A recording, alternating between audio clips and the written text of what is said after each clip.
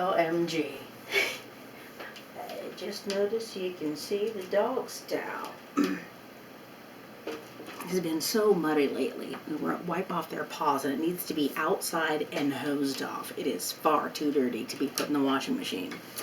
Anyway, we just read the first 8 chapters of Genesis. And I was talking while listening to the mouse.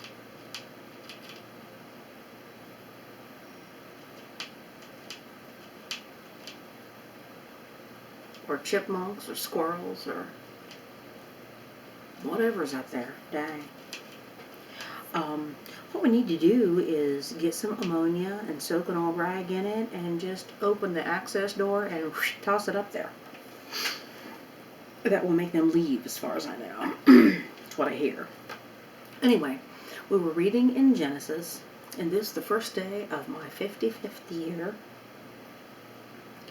Genesis chapter 8, verse 20. Noah and his wife and their family, the 3 sons, Shem, Ham, and Japheth, and the sons' wives, all of the animals on the ark, they have just finally exited the ark.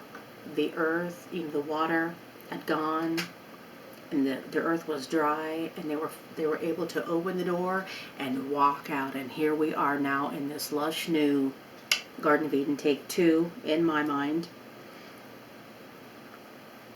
And the first thing that it says that he did is verse 20, and Noah builded an altar unto the Lord, and took of every clean beast and of every clean fowl, and offered burnt offerings on the altar. And Noah builded an altar unto the Lord.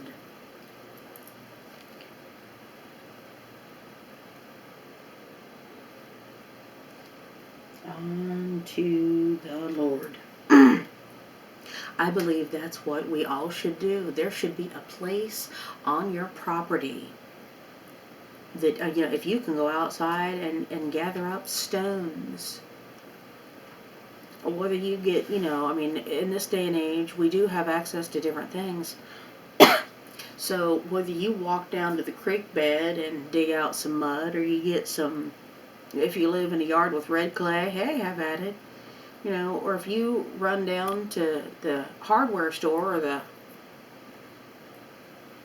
lumber yard, you can have a bag of Quikrete. You can have some rocks come and, they'll bring the little dump truck full of rocks, and you'll hear the me, me, me as they back up and dump it out in your driveway or whatever.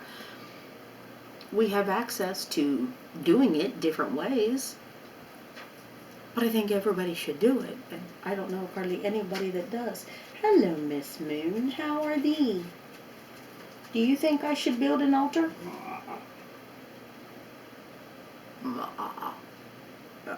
That translates as absolutely in my world. By the way, I'm enjoying my little, this is my well spout. Again, with the Pisces, water. M size, but hey! On my birthday, I finally left the 70s. I went back to the 171 at some point, and then I saw 170, and I saw 169.6, I believe it was. 69.6, 69.3, 69.7 IDK. But it was 169. When you weigh less than you weigh on the weight on your driver's license, you're doing good. Or something's badly wrong. Anyway, yeah, that was nice. That was a really, really awesome birthday present. But, you know what I want to do? It's right out back here. Again, it's in the corner of the property. And this time, it is facing the east. and it would be actually our northeast corner, but it's as far east as our property goes. Right back there, that little brush around that tree needs cleared out. And I want to build an altar. Dang, I also thought since we got the dogs, I forgot about the altar thinking thing in area, and thought that'd be a good place to put the dogs. Guess I need to rethink something. Actually, the dogs could maybe go down below. Or maybe I need to check on the other side of that. But I think it's good. And, you know, like, okay, if you don't have land and you rent and stuff, I mean, there needs to be a place in your home where you have an area. I mean, it can be a little bench. A place where you lay your Bible and you have your candle, whether your candles got fire or not. A place set aside for God, to honor God, a place where you can be alone and you can, you know, like the Bible says, you know, you go into your closet and pray. There needs to be a prayer closet or an altar. You know, I mean, you can pick which one of the two you want, but it's just good and proper. And these these rituals, they remind us of what to do. Where the Muslims have their set prayer time, and they observe that as a group, that I do admire. Our Bible, love this table with stuff in it. Our Bible says, you know, at morning and evening and noon, or morning, noon, and night, something like that, where it says to pray. You know, it tells us to pray 3 times a day. And, you know, if we just put on our schedule, oh dang, it's like 11:59, it's time for me to drop and pray. I think that's good. That is to be admired. But the Catholics, where they, you know, have their rosary beads, and they, you know, they go through their certain things. Now, I'm not saying that everything has to be this way or these ways, and it doesn't have to be all the time. I do think, you know, like where our Bible says morning, noon, and night. One place it says something about at midnight will I rise from my bed and pray. I need to look up those, I guess, and put that in a different one. But I guess we'll go back to the altar building. You know, I love that that's the first thing. No, it did. And it didn't say, you know, hey, they're finally out. They took a jog. It was great to walk around and be free. They had a picnic for themselves. It said they builded an altar and offered God offerings. I rarely, seems like, get to have gardens. I'm hoping to have one this year. I had one little garden at the previous house, and it was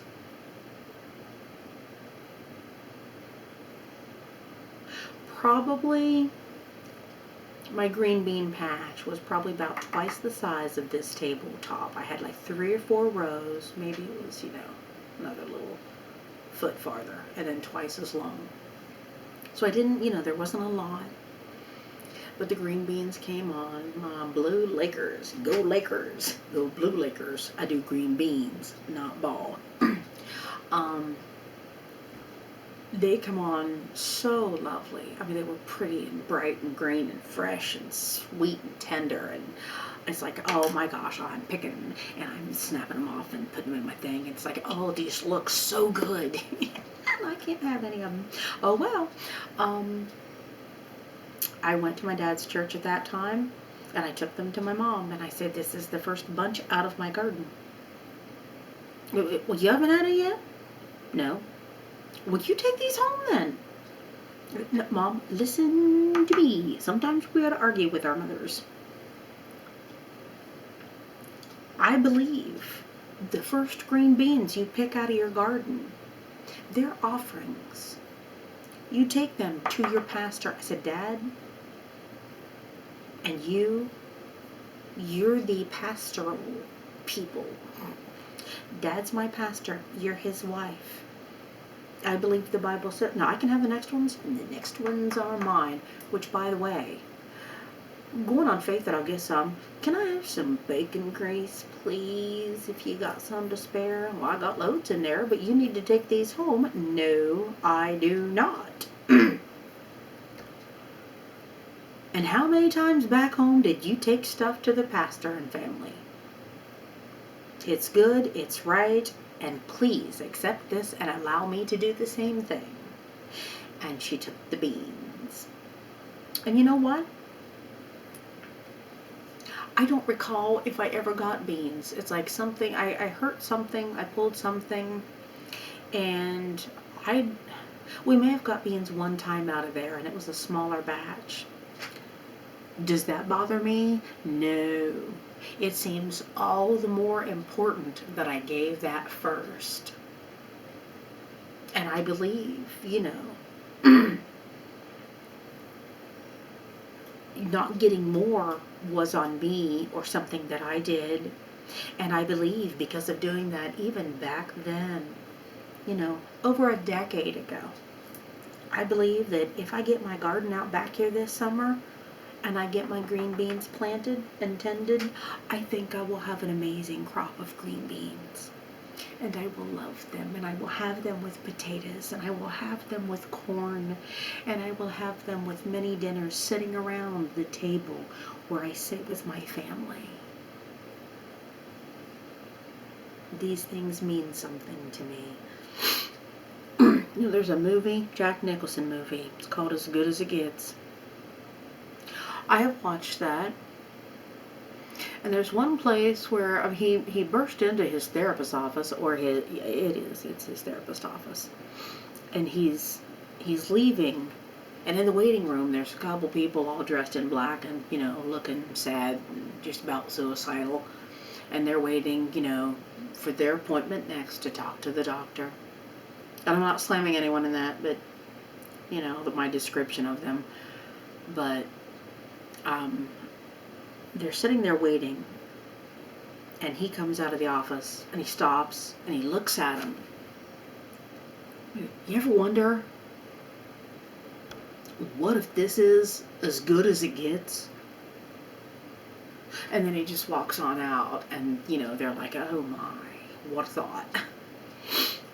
But sometimes you have to go on that, especially when you don't feel good. Well, I've got these bumps on the back of my head, and if I get stressed or my blood pressure goes up, they pound, and it feels like my head is full of fluid, and it's going to explode, and I'm just going to be a dead puddle on the floor. And there's many, many times, that I think, I don't feel good today. And I'm talking about aches and pains and, actual problems, actual troubles. But it's like, maybe, hopefully, I'll feel better tomorrow and we can do this or we can do that. My granddaughter Belle, I owe her a swimming trip. And I really want to get that done as soon as I can. But her mom stopped speaking to me April 8th of last year. I have spoken to her a couple times since. I called her when my ex-brother-in-law died, and I called her on her birthday, and that went very badly at the end of December, but I do plan on seeing the kids at some point. And it's wrong and creepy of them not to let the kids come over. Anyway, hopefully I can get that taken care of, because right now it seems like a promise broken. I had every intentions of going again, and then I felt better. Like about 3 days after she left, I did feel better. And I thought of taking the kids swimming, but I didn't want to go without her then. It's like, yeah, you're here for 8 weeks, and as soon as you leave, I do what you wanted to do with somebody else. So I just, couldn't do it.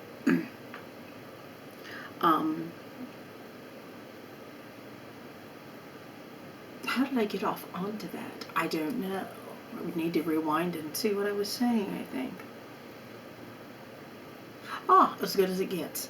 Sometimes, when you're thinking, well, hopefully tomorrow, there's like weird pulled muscles in my sides at times, and or like there's been times when I had to sit like this because something was wrong on one side or the other, and you wait and you think, well, tomorrow I will feel better and we will do this. But what if tomorrow you feel worse? And tomorrow, feeling worse, you say, well, maybe I'll feel better tomorrow. And then you feel worse still when that tomorrow comes. What if this is as good as it gets? A couple times lately, I've thought about that, and I've got up and simply fixed dinner for my family and, done dishes. If this is my last day, how do I want to leave it?